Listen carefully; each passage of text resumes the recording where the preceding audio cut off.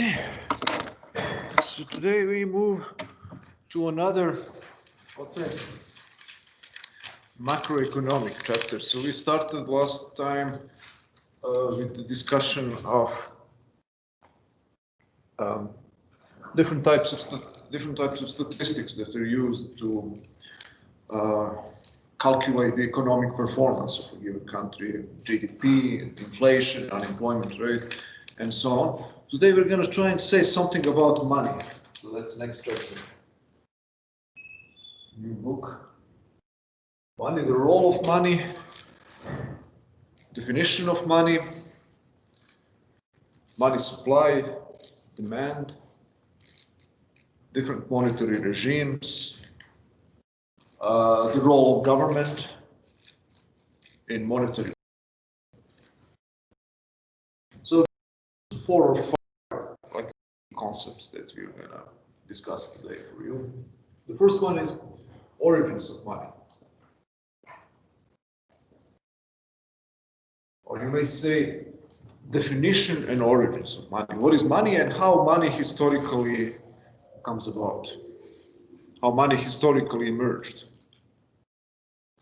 in civilization in general, but including modern civilization.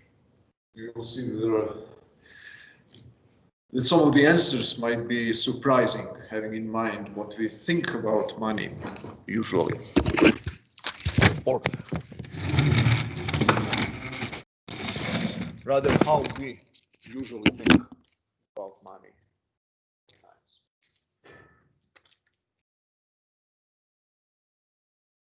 The consequence of that, we will draw a distinction between commodity money and fiat money. I'll explain these notions in due course.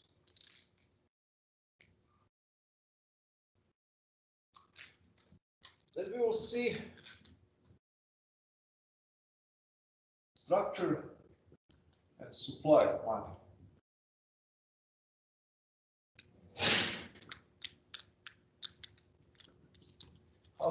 How the supply, total quantity of money is determined in modern society, and what are the components of the money supply. In other words, money is not just cash that you keep in your pockets. There are other things that function as money or substitutes for money. And we will see how this macroeconomic accounting is done. What qualifies as money? There are different types of money, different measures of what is the money that circulates in an economy. Banks and bank regulations. Banks and bank regulations. Something about that.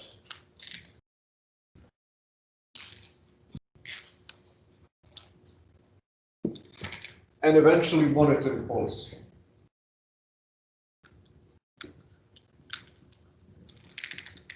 Monetary policy. So when we defined macroeconomics at the beginning, early on, so that there are two fundamental aspects to the macroeconomic policy. That's fiscal policy and monetary policy.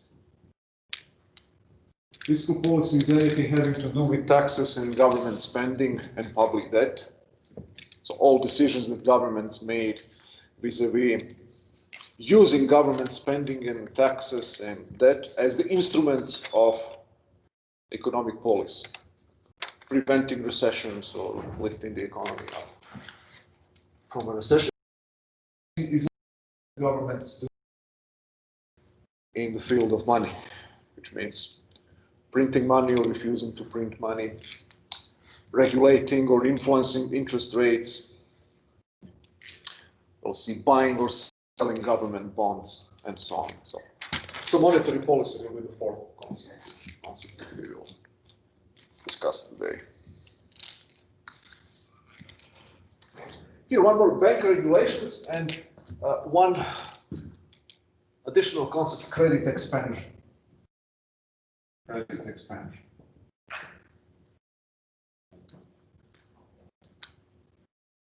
It means an increase in the availability of credit in the economy. What is the mechanism, how this process of credit creation is done. You'll see that these two, that the number 3 and number 4 are closely interrelated. I will be discussing them in tandem together, because you cannot understand either one of them without, in the same time, understanding the other one. Monetary policy and credit expansion, actually. One of the main goals of monetary policy is to increase the quantity of credit, loans in the economy. And we'll see how the governments usually, how central banks, that are the primary government instruments of monetary policy, achieve these goals,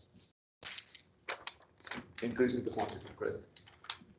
Let's start with the origins of money, how money comes about, and why we need money, why money emerges at all.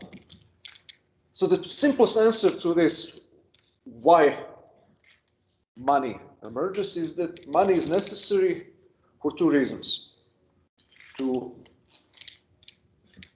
eliminate or to mitigate the problem of double coincidence of wants that exists in a barter economy.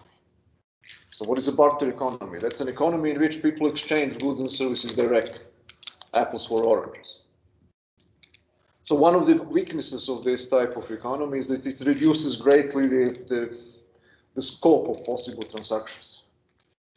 In order for a transaction to take place, you will need to possess a certain article or item that somebody else wants, and you need to find somebody who has what you want and who wants what you have in a non-monetary economy. So that's called double coincidence of wants.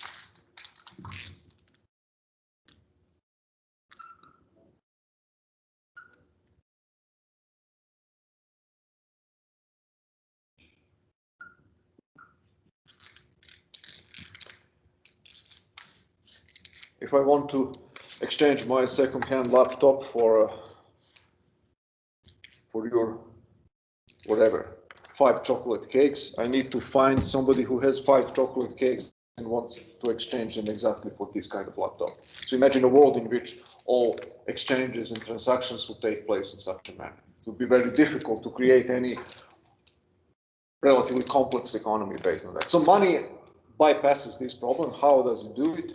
Money is essentially any good, historically has been, any good that is universally wanted, universally demanded by all market agents. So money, the first stage in the emergence of money is that people identify a certain consumer good which is in a very high demand, extremely high demand, usually something that is very scarce in that economy. The second stage is that people realize that the demand for this good is much greater than their capacity to satisfy consumer needs. Why? Because if I realize that there is something that everybody would want in most circumstances, something that is so scarce and so precious and so highly valued, then I would be willing to exchange anything that I have and I don't need, anything that I want to exchange for something else, for this one good, and then to use this good to buy whatever I need. If everybody believes that there is such a good, the demand for this good will increase dramatically. Because now, the most classical historical example are gold and silver. So how gold and silver became money? They became money when people realized that they are so precious and scarce that everybody wants to have gold as a jewelry, as a consumer, as an adornment, essentially as a consumer good. Then people realize, aha, even if I don't need gold as a jewelry, I might acquire some gold because I know that other people will sell me, will give me stuff that I want and need in exchange for gold. So then this consumer good that is highly valued acquires an increased demand, not only as a consumer good, but also as a medium of exchange.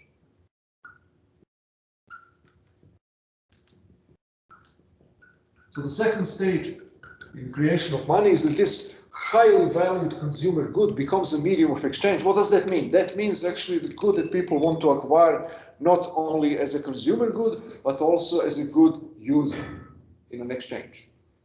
So now the transaction that I mentioned later on, which is a direct transaction. That's direct exchange, or barter exchange. I give you my laptop for 5 chocolate cakes. Now I break up this direct transaction into 2 transactions. I first sell my laptop for whatever 4 ounces of gold to somebody.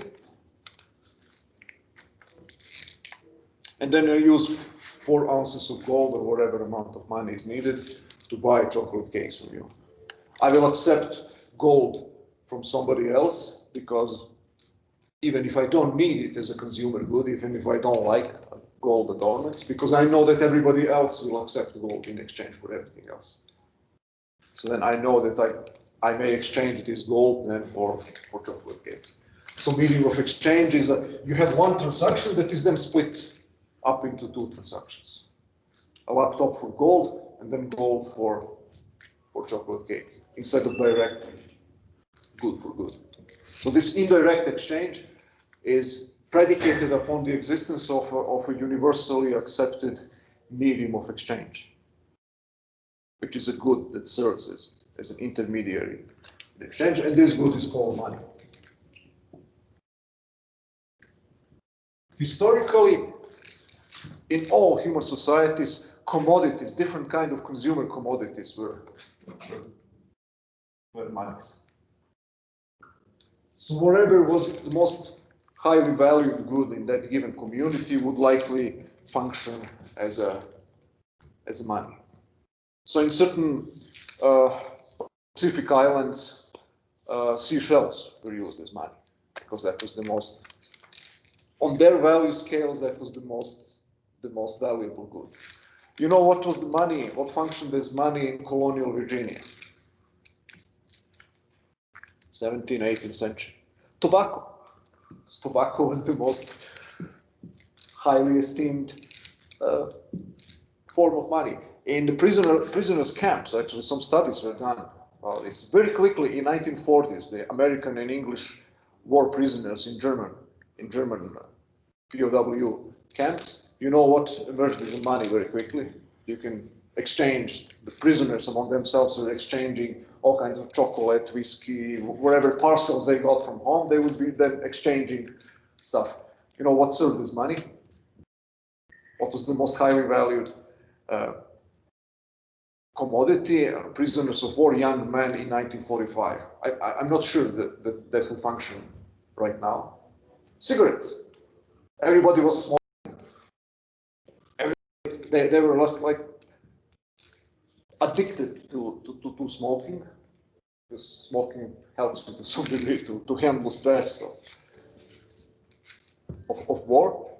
So the demand very high sky. So whoever had a few cigarettes was in good shape to acquire whatever else he wanted. So depending on what the given community considers the most valuable good, that commodity will then qualify as a money or universally accepted medium of exchange. In modern civilized society, typically precious metals emerge as monies. Precious metals, primarily gold and silver, and sometimes copper. For very small denominations, copper. For medium denominations, silver. And for large transactions, gold. So gold is most scarce commodity. Gold was used traditionally mostly for large transactions, for saving and investment. Most everyday transactions were carried out in silver coins traditionally.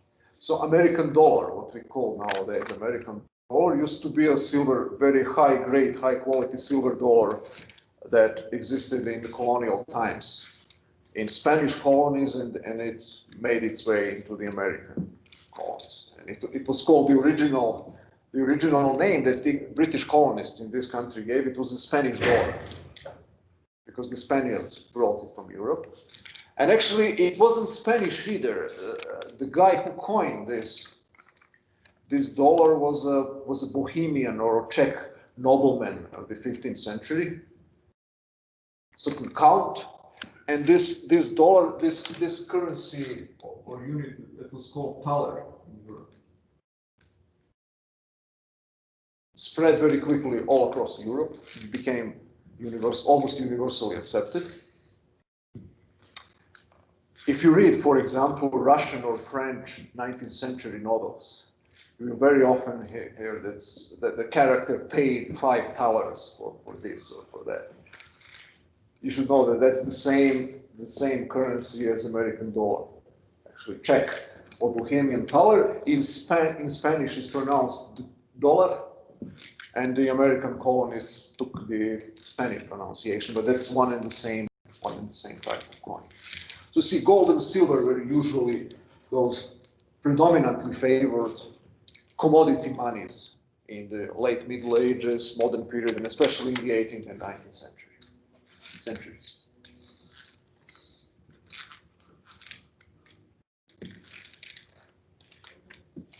Okay, that's commodity money. That's how money originates historically. After a very long sequence of changes and evolution, we ended up with something called fiat money today.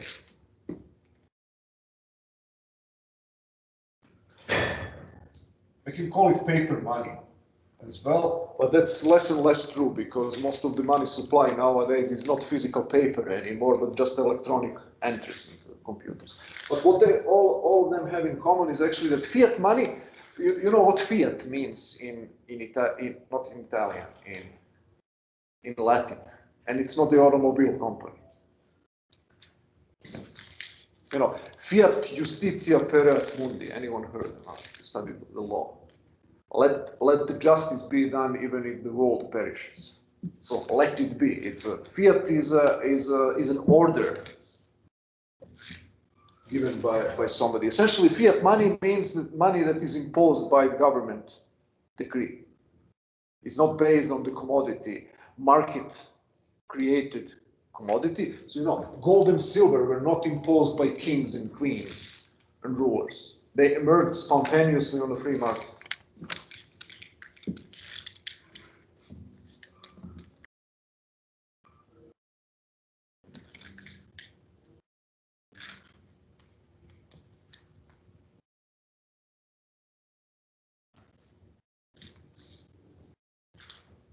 But after a long sequence of changes, in the 20th century, we ended up with a system, the current monetary system, in which money is just a unit of currency that is imposed by the government and guaranteed by the government. It's called the legal tender offer, which means the only lawful means of payment in a given country, but it doesn't have any connection with the precious metals anymore. So, you know, American dollar originally, in the 19th century, it was just a piece of paper that said banknote, paper money in the 19th century. It was just a piece of paper that gave a right to its holder to a given quantity of gold or silver. So gold and silver were money, and paper was just a substitute for money. It was just a receipt that has, if you want to exchange your receipt for physical gold or silver, you can do it. But for the reasons of convenience, people didn't want to use, although gold and silver were the real money, people didn't want to carry with them sacks of gold or silver all the time. They used the paper substitutes as a convenient means of paying. But this connection was broken in the 20th century, but eventually the government said, you forget about gold and silver, this is just a piece of paper, $10. It doesn't have any underlying value. Modern currencies are not based on anything real in the sense of precious metals or anything like that. So then it shouldn't shock you that the modern money, fiat money, paper money, inflates much more than the commodity money. If gold is your money, And in order for you to increase the supply of gold, what does it take to do it? It takes investing more in gold mines, in equipment, in machinery, in workers to dig up and dig out and refine gold. And then and only then you can create more money.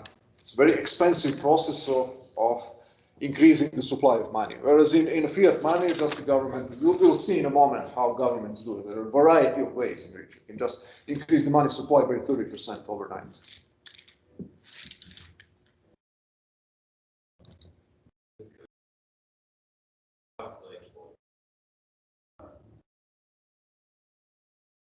There can be inflation, but there can't be inflation. There can be inflation with a commodity, but those are rather exceptional conditions. I'll give you two examples just to illustrate this. In the 19th century, at a normal time, good time, economic times, very fast economic development in America. The rate of economic growth was 3 to 4% per year throughout the 19th century, even when you take into account Civil War, and so on. The rate of growth in gold production was about 2%, and it hasn't changed very much in the 20th century. So you see that productivity increases by 3% and gold production by 2%. Gold is money. What does that mean? That means that your prices in gold are going to decrease over time. So you will have deflation. So natural condition when you have a commodity money like gold, if your economy is doing well, 2, 3, 4% growth rate annually, it is expected to have a secular or long-term deflation, which means the drop in the price level. So yeah, the money supply increases, but productivity increases even faster. There are some exceptions. For example, in Spain, the Spaniards were known for very huge inflation that they had undergone in the late 16th and early 17th century, even under the commodity money. What was the catch? The catch was that they discovered huge supplies of new gold and silver in South America, in what is nowadays Peru and Chile and so on. And they started shipping this gold and silver. They believed in their economic literacy at that time that if you increase the money supply, if you increase your possession of gold, that you're going to get wealthier. So they increased like a 300% supply of gold in a very quick period of time, and they had inflation. So in some extraordinary circumstances where you find large new supplies of gold and silver, inflation is possible, but it is far less likely. It is far more difficult to have an inflation under the commodity standard because typically the supply of gold and silver, especially in modern times, if you imagine gold standard being reimposed right now, it would have been very difficult to inflate money supply because you cannot just increase the supply of gold by 50% overnight. They discovered a new continent, and that's why it was possible for them to inflate. But in most circumstances, it's very difficult to inflate. So the system in which gold is money is called the gold standard. Gold standard was a system that existed in the 19th century, and in some changed form, in some modified, weakened form until 1971. So Richard Nixon was the American president who cut completely any connection between paper currency that we carry and gold.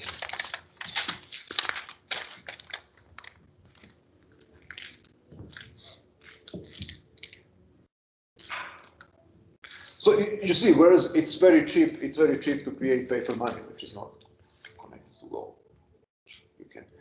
You see many variety of ways. To print pieces of paper is much cheaper than to create physical gold. And it's even cheaper to use the computer systems of the Federal Reserve to buy government bonds from private banks and create new cash out of thin air overnight, as we will see in a moment. So creation of paper currency is much easier, much cheaper.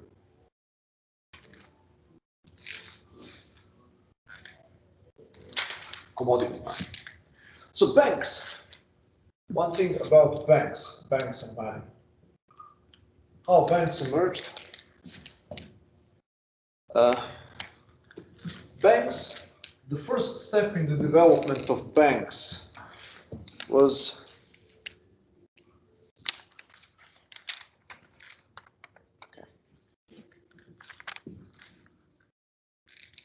the need to store gold or silver.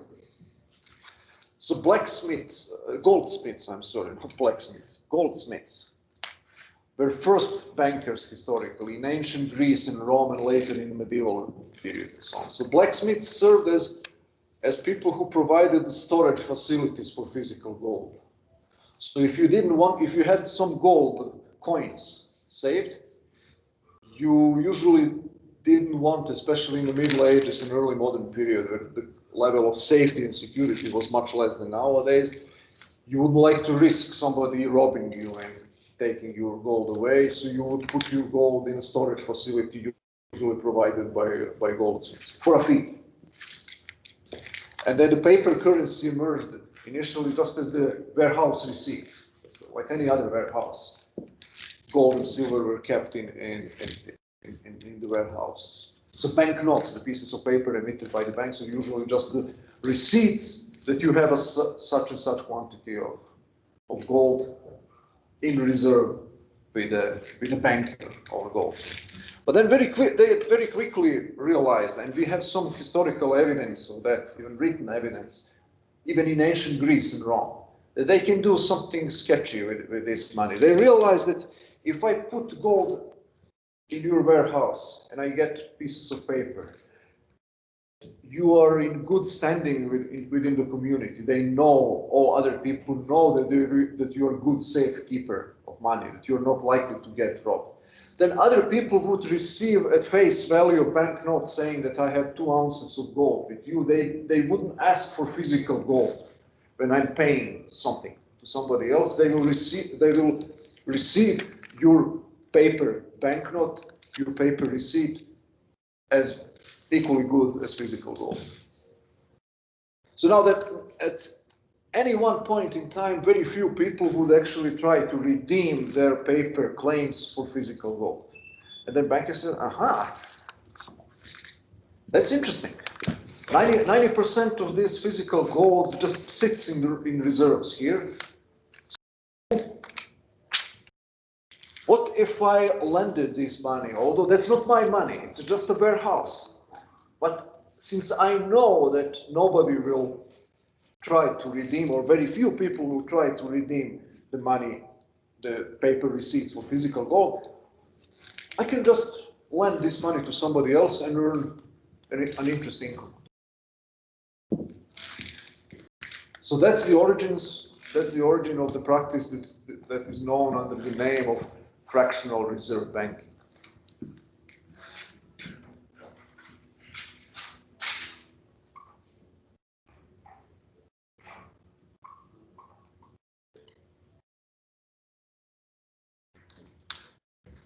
Fractional reserve banking means that as a banker, you keep just a part or just a fraction of demand deposits that you have in your vaults, and you lend out the rest of it. So demand deposits are deposits that are given to you and that they could be redeemed at any point in time on demand. So they're not loans. You should distinguish between demand deposits and time deposits or savings deposits. That means when I create a time deposit, that's a loan that I as a consumer make to a bank for 3 months, for 6 months, for 1 month. So I cannot get this money before 3 or 6 months expire unless I pay a high penalty or whatever. Whereas I can redeem my demand deposits at any point in time, whenever I want. So fractional reserve banking is a system whereby bankers can use parts of their demand deposits, entrust it to them, and create credit for entrepreneurs and consumers and so on, and then earn additional income, interest income. Historically, this practice was considered to be misappropriation of money or stealing money. It was considered that the money, and it makes sense, that the money deposited with a bank, with a banker as a demand deposit, remains in the ownership of the depositor. It's not the money's, it's not the bank's money. Just whenever, imagine that you go for a vacation for 3 months in Europe and you put your furniture in a warehouse. It's not their furniture. They cannot lend it to somebody else or sell it to somebody else over 3 months. They have to give it back to you. They have to safekeep it for you.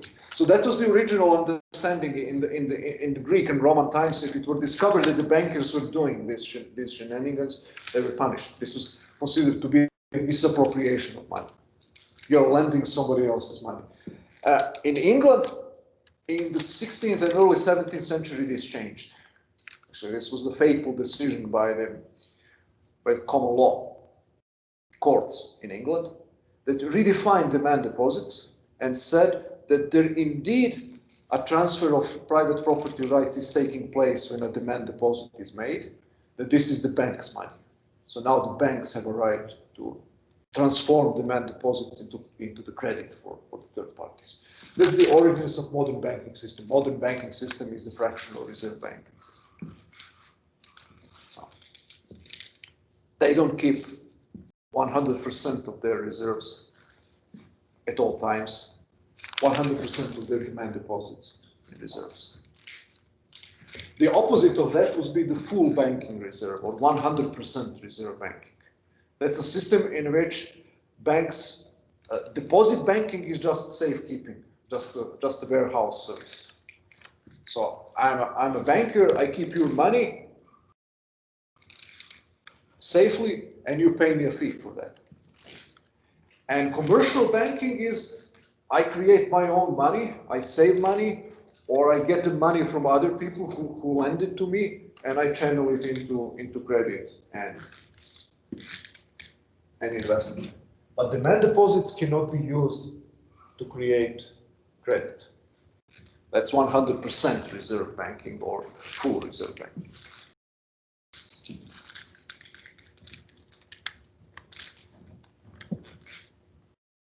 So in modern times, private commercial banks do this thing. Transformation of the demand deposits into the credit. Central banks, another concept, central banks.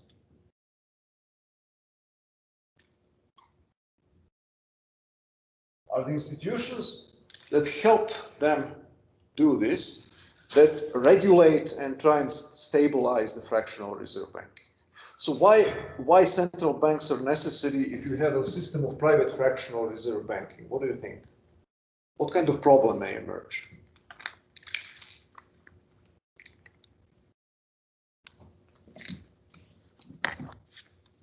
You have private banks, all of them are engaged in fractional reserve banking. So none of them has 100% of money that is deposited with them.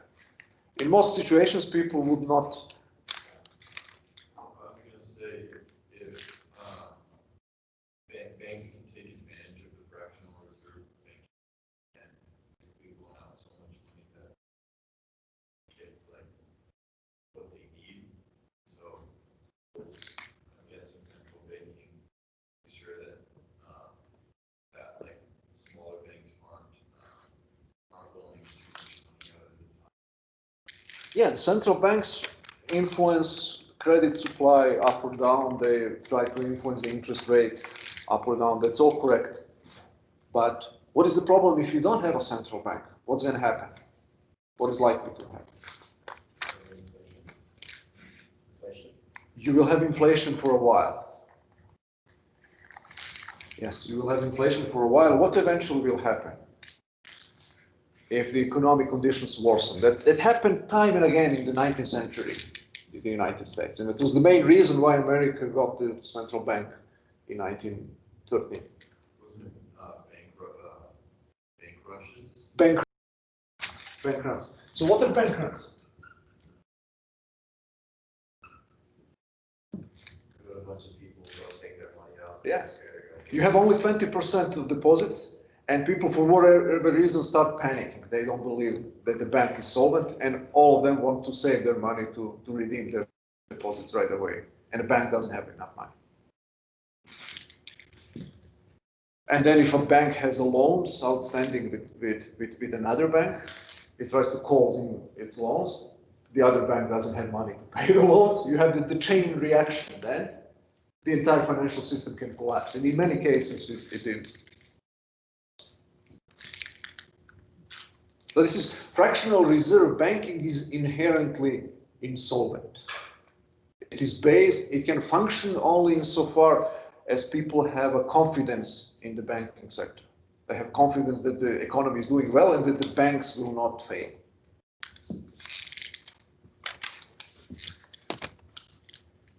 So it's like the Great Depression, one of the main things. Absolutely. We did have the Federal Reserve System in 1930s during the Great Depression. Nevertheless, the banking system collapsed entirely. Actually, the money supply dropped by 2/3 during the Great Depression, which means that the savings accounts and this was just wiped out. But all the money that was there just disappears. So no. The central bank existed, but it couldn't prevent this problem. You know what happened? A key change that happened after 1933 that made the financial panics and bank runs far less likely. That's a very interesting problem. One piece of legislation was passed. Federal Deposit Insurance. So you know what is that? So that was the final. So the central bank in and of itself cannot prevent bank runs. Was struggling, at least the American central bank, but finally Federal Deposit Insurance. What is that?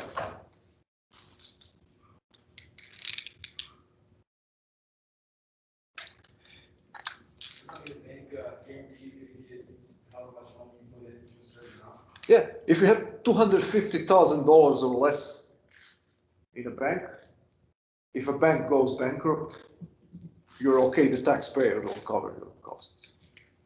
So what is the point of this? To calm any potential panic. If you know your money is in a bank, and even if a bank doesn't perform well, even if a bank goes bankrupt, you know you're covered by the taxpayer. So then you are not motivated to run on a bank because you know your money is safe anyway. So that creates and bolsters the stability of the banks because bank runs are far less likely. Because everybody knows that the government will, or the taxpayer will cover their costs. What is the flip side of that? We know that very few government regulations come without the unintended consequences. We already learned that. So imagine a world without Federal Deposit Insurance. How you behave as a lender, as a saver, as a depositor. You look very carefully in which bank you want to put your money. You're typically, yeah, go ahead. So, I was gonna say, does Federal Deposit Insurance cause like people to be naive about it, whereas like because before they had to be cautious about where they're exactly. Not so naive, but rather rational ignorant. So if it doesn't matter if your decision doesn't affect the outcomes, if your bad decisions are, the costs of your bad decisions are covered by somebody else, you don't have any incentive to make a good decision. What is a good decision here? To put your money in a solvent and profitable bank, in a solid bank. If you don't have Federal Deposit Insurance, you will take a careful look and you will try to find a bank which is safe, typically a bank which has a large amount of stockholder capital, which means it's not based only on credit and loans and deposits, but it has 20-30% of stockholder money, capital. A bank which is more cautious. More cautious banks, more conservative banks typically offer lower interest rates. So now, if you know, so there is a trade-off. Yes, you can have higher interest rates, but the risk is higher. So most people will opt for more solid, traditional conservative banks with a lower rate of return. What happens when you have a federal deposit insurance? Then profit for me, risk or loss for everybody else. So then you have an incentive to seek the highest possible rates of return, which means to seek out banks that are less cautious, less conservative, and more aventuristic. So then, finally, the consequence of the federal deposit insurance is actually to create a different kind of moral hazard in which people overinvest in suboptimal, less solid and less cautious banks and financial institutions, to gamble their money much more, and to underfund and underinvest in cautious and more conservative banks. So that's one of the factors that contributed to the most recent financial crisis in 2008. How everybody was gambling money on Wall Street and so on. Yeah, but one of the reasons for that was this protection that investors have had indirectly in the form of federal deposit insurance. So any kind of, let's say, protection against the risk will encourage moral hazard behavior. That means behavior that creates costs for other people and benefits for you, and shields yourself from paying the full cost of your own actions. That's my favorite example. If your kids break toys all the time and you just replace them, you never punish them for that. You always buy a new toy for them to replace the old one. They will keep doing it because it pays off. So that's moral hazard. The same thing is here. Whenever a person is protected against the bad consequences of their choice, they're gonna engage in bad choices even more.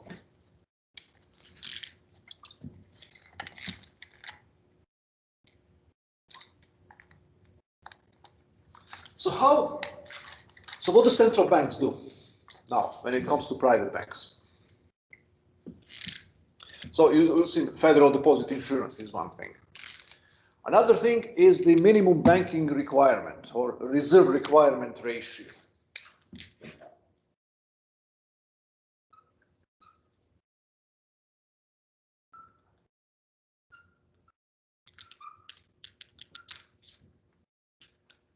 That simply means a central bank will impose a minimum requirement which percentage of the total demand deposits that you have you need to keep in reserve. So let's say the reserve requirement ratio is 10%. That means for every $100 that you receive in demand deposits, you have to keep at least $10 in your vault, and you can lend out the remaining $90. Of course, you can keep more if you wish, but you cannot keep less than that. So reserve requirement ratio, it's not an order that you have to keep 10%. It means that you can keep 10% or more.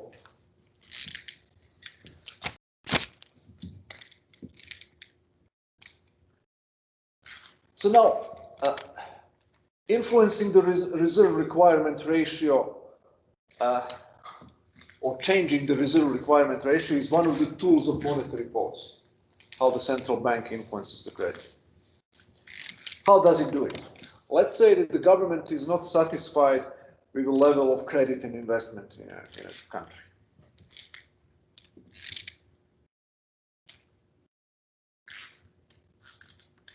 What it can do is actually to lower down the reserve requirement ratio.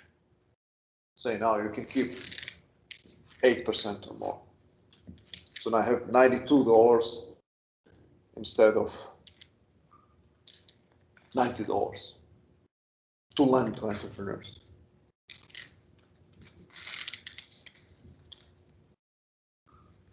So that's one tool of monetary policy. I'll explain in detail the mechanics of credit expansion. That's funny at all. So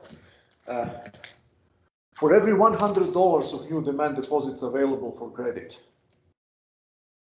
much more will be created eventually.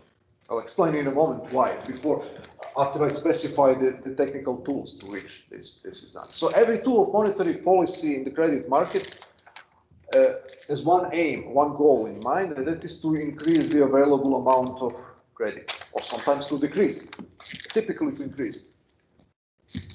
So manipulating the reserve requirement ratio is one of the things. You can liberate money that's sitting idle, quote unquote, in the vaults by allowing banks to lend more of it. The second thing that you can do, that's called the open market operations.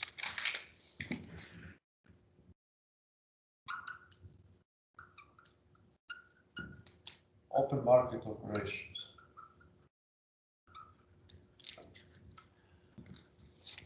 Any ideas what is that?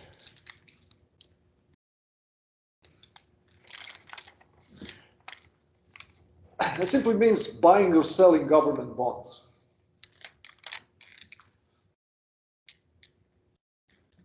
So government bonds are typically owned by all kinds of private investors and institutional investors and private banks. So if a central bank wants to increase the quantity of money, wants to increase the quantity of credit which is available, it will engage in buying government bonds. So what is the essence of this process? You are private bankers, you have a certain quantity of certain value of government bonds, and I'm going to buy 100 billion worth of government bonds from you. Where do I find the money? I just invented it out of thin air. I just send you electronic transfer of new money that I created, and you give me government bonds. And you have now $1 billion of new cash to invest, to lend, to do whatever. It's as simple as that. It's very simple. Inventing, creating out of thin air. That's the term that is very used, which is very precise and exact term. So that's a kind of power that the central bank has. The same is with the demand reserve requirement ratio. It's not as simple because you're not technically creating new money. You're just allowing money that already exists, which is sterilized, which means prohibited from being transformed into credit. You allow it now to be transformed into credit. So you keep 10%, then you have $90 available for credit. I lower it down to 8, which means that you have $2 additional to create credit. The effect is the same, an increase in money supply, but technically it's not the invention of new money, it's actually just the mobilization of the already existing money. Here, it's literally the invention of money that didn't exist before. And if the opposite needs to happen, if the government, for whatever reason, considers that the supply of money is too large, it wants to contract credit, what the government does then, it sells government bonds. That's also open market operations. Deleverages, which means I sell the same $100 billion worth of government bonds to you private bankers, private investors. Whoever wants to buy government bonds, it doesn't buy it from the government, from the Treasury Department, but it buys it from the central bank. But it doesn't matter. Investors want government bonds. Government bonds are good investment for everybody. So I sell $1 billion worth of government bonds. What do I do with the cash that I get? Just delete it. What is the shift SE delete? Just eliminate money. In the same fashion, I created $1 billion out of thin air. I just eliminate $1 billion by a stroke of pen or by a click of a mouse, whatever metaphor you want to use. So that's the open market operation. Now, what is the mechanics? How these increases or decreases in money supply function in reality? That's a very weird story. So I'll give you one example just how this works. I buy $100 of bonds from Michael. He's a private bank.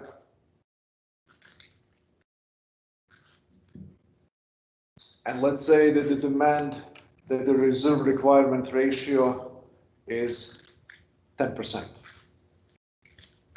So what he does, he keeps $10 in reserve, so his reserves will increase by $10, and he lends $90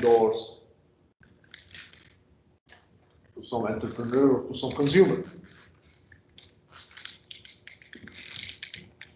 So this consumer then has $90 that didn't exist before. He buys something from a customer of a bank B, some other bank. The transfer of money, transfer of $90 was made, and this bank now has $90 of cash reserves that didn't exist before. What the bank does with that money, keeps 10%, $9 in reserve, lends $81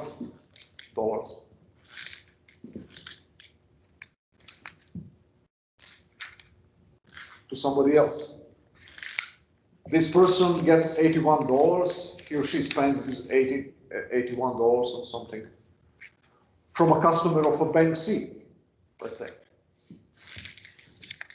Then the bank C, the 81 bucks were deposited with the bank C, $81 of new cash. What the bank C does, keeps 10%, 8.1, lends $72 to somebody else. And you see how this process is going on for a very long period of time. So eventually, for every $100 of new money that the central bank does, depending on the reserve requirement ratio, a much more new money will be created out of thin air. What is the formula for that is that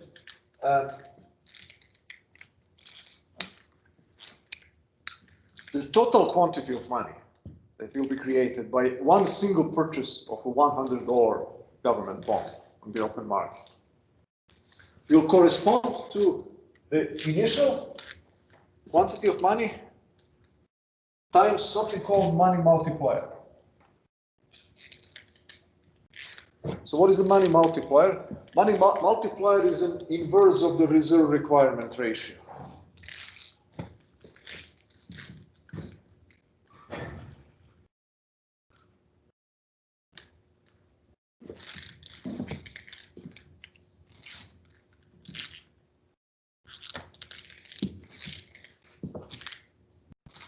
So can you tell me what would be the total quantity of money created in this process that I just described? Here, imagine that money goes from one person to another and so on. If the reserve requirement is 10%, or 1/10, what is the inverse of 1/10? That's 10. So money multiplier is 10. Then the total quantity of money would be 100 times 10 equals $1,000. So that's the basic idea. For every $100 that the central bank directly creates out of thin air by buying a bond, a much larger quantity of money will be recycled through the fractional reserve banking system in this way that I just described. In America, what is like a typical reserve ratio? I will have to check. It's usually, I think, 9 or 10%. That's typical.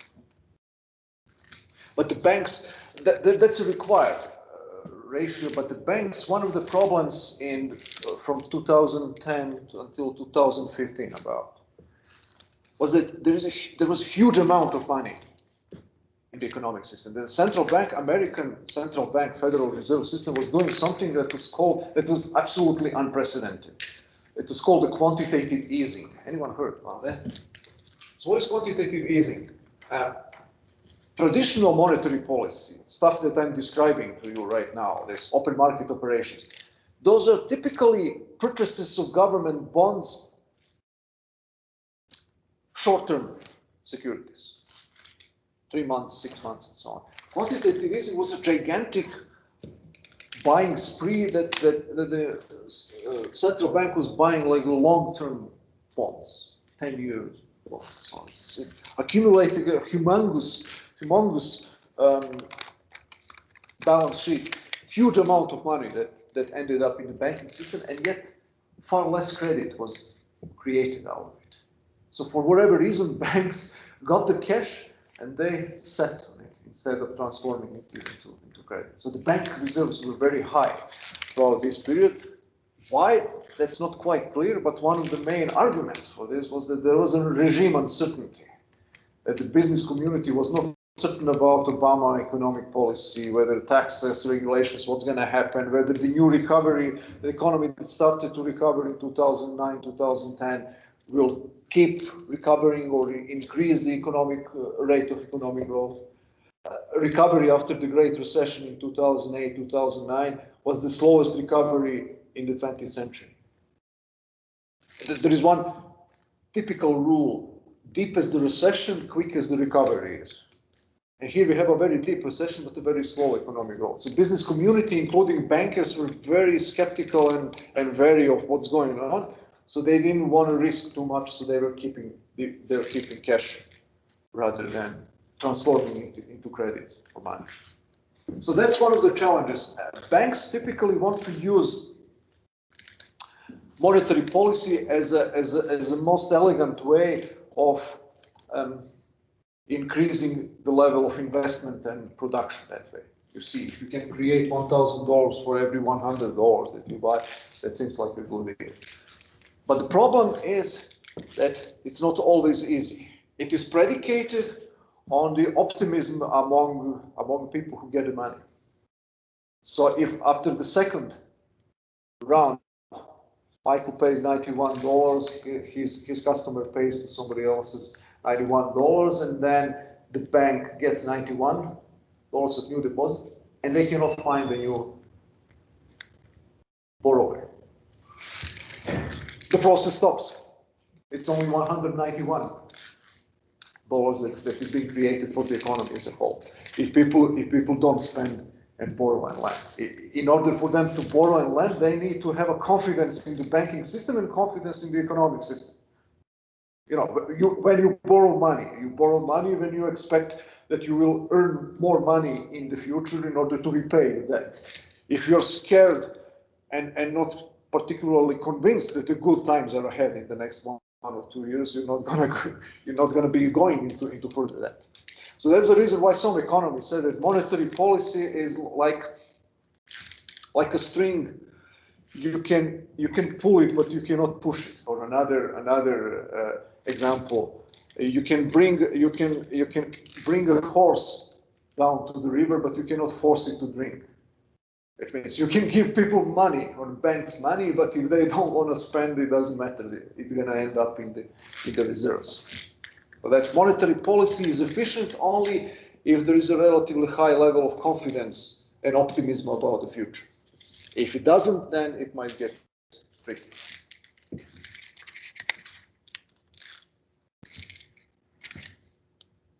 So one technical way how is this measured is that the money supply, there are different measures of money supply. I talked about money at the beginning, fiat money and commodity money.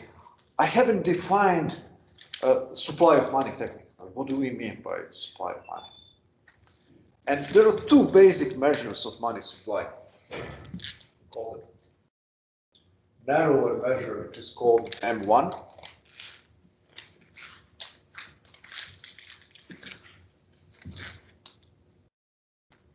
And you have a broader measure, which is called M2. To simplify, there are different subtleties here, but essentially, what is M1? M1 is cash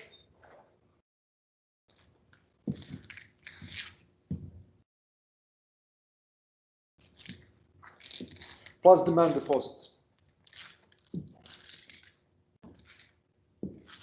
So you can talk about money in a sense as a different types, different forms of monetary units that differ in the level of their liquidity. So what is the most liquid asset that anyone can have? Cash. You have cash in your pocket, you can buy whatever you want right now, or checking account. Then checking accounts or demand deposits. That's the next most liquid form of money. So M2, M1 comprises of those most liquid forms of payment. And it is the easiest to influence. So the central banks can increase the quantity of cash in any number of these ways, by manipulating the reserve requirement ratio, by buying or selling government bonds. M1 could be influenced. But what is particularly important for the economic health of the economy is the growth of M2. M2 includes much less liquid types of forms of claims to money, such as money market mutual funds or time deposits, certificates of deposits. So all forms of payment that are not easily redeemable or easily used in the present, less liquid, loans, and so on. So the true measure of how efficient monetary policy is whether M2, a broader measure of money supply, increases. So in America in 2010, 11, and 12, M1 was increasing by leaps and bounds, but M2 didn't follow the same space. At the same pace. Why? Because the credit has not been created. Time deposits and saving deposits were not created to the same degree as cash. So in order for people to accept, to increase their demand for less liquid forms of payment, they need to believe that future is better than the present. That's the catch. So that's one of the limits of monetary policy.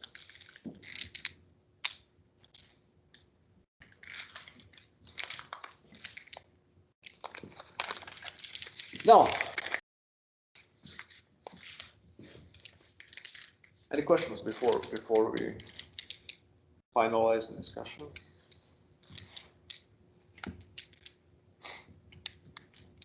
So this is the only formula that you need to know. This money multiplier. It's the key concept here. It's a measure of how much private banking will add to any initial increase in money supply by the central bank.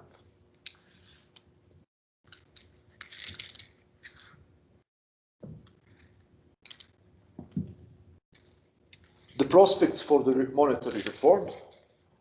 It seems nowadays that the central banking is here to stay. There are some ideas about going back to the gold standard, but I must tell you that the gold standard is not very popular with politicians, to say the least. Also, with how complex our economy is, wouldn't that do a lot of damage to it as well? Going back to gold. Yeah. What would be? Can you explain? Can you help us now? What would have changed if we went back to the gold standard? Just certain worth of stuff, and it would also change a lot of how we invest in things like that, because people have learned how to invest and utilize our system the way it is now. If we were to change super rapidly, it would really be hard to adjust, I guess. Yeah, they would have to adjust. But what would be the main and immediate consequence for the financial system or for the economic system, if you think that there would be many?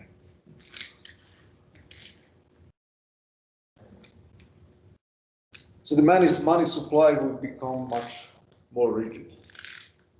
So when you have a gold standard,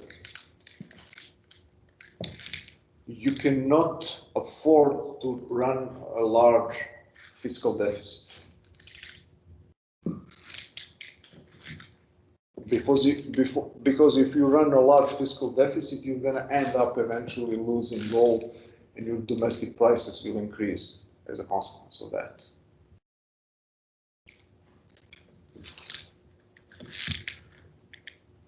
So fiscal policy using taxation and government spending would become far more difficult under the gold standard.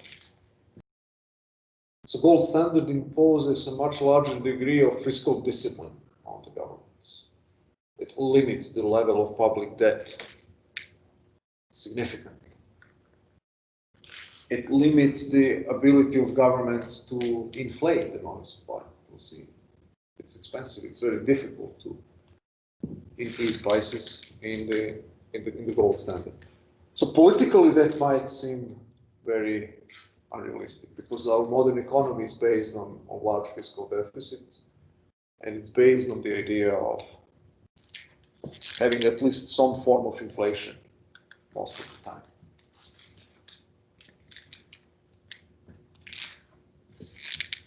But there are some ideas. There are some ideas going back to gold standard or going back to some kind of system in which you would have fiat currencies by competing fiat currencies. Everybody emits their own money, and then different currencies compete for the consumers, and then we see whoever, just monetary competition. So one, he's actually a Nobel Prize winning economist.